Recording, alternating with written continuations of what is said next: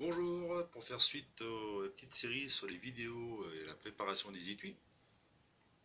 Donc, dans la dernière vidéo, on a pu voir que on avait rectifié l'amorçage en enlevant le sertissage des étuis GGG et en rectifiant le plat du fond du puits d'amorce. Maintenant, on va passer à l'étape le raccourcissement, enfin la mise à la cote. Cet étui est réglé à une cote que je désire pour mes étuis, qui est légèrement en dessous de la cote CIP en fait. Comme ça, je les fais tous mes étuis à la même dimension de cette marque GGG. Et en préparant tous mes étuis de la marque GGG de façon identique, ça me permet en fait sur les nombres que j'ai, j'en ai à peu près dans les 500, je fais tous mes étuis d'un coup, je les mets à la bonne dimension et après ça me permet de les retrier par pesage pour qu'on ait le même volume interne pour la poudre. Donc ça c'est encore un peu plus poussé dans le tri des étuis et dans la sélection de ces étuis. Donc là je suis réglé à peu près à 51 mm, mon écart là.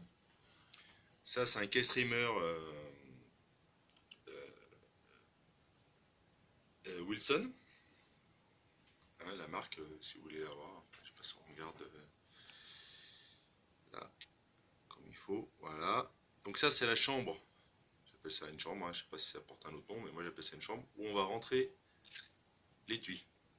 D'accord, ça marche pour toute base d'étui 308, 243, 260, 308, 708. Donc il est tenu là-dessus. L'avantage c'est que vous maintenez votre étui sur toute sa périphérie dans cette chambre. Cette chambre, elle coulisse sur des rails ici là, sur deux rails bien usinés, propres. Je vous montre. Voilà.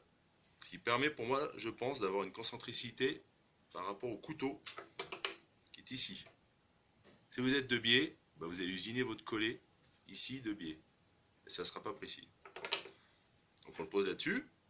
Ça c'est fixé à l'établi comme ça parce que je le veux mobile et pour le ranger dans des petites caisses au lieu d'avoir un gros support qu'il faut démonter à chaque fois et tout. Hop, on vient caler l'arrière de l'étui sur cette zone et on vient tenir là et on chanfreine. Alors vous voyez des fois l'étui tourne dans la chambre. Pas de problème, un petit coup au cul, ça le remet dedans. Et là on vient tourner. Alors ça vaut pour tous les case-trimers. C'est-à-dire que quand je tourne, j'entends un bruit d'usinage. Là on entend. Là on n'entend plus. Le couteau frotte, mais on entend moins. Là on retire. Là on peut voir, ça brille, c'est usiné. Et ils sont bien parallèles. Donc là, mon étui est remis à la cote et de façon bien parallèle. Pour l'enlever, un petit tapot sur l'étui. Et donc là, mon étui maintenant est à la bonne dimension.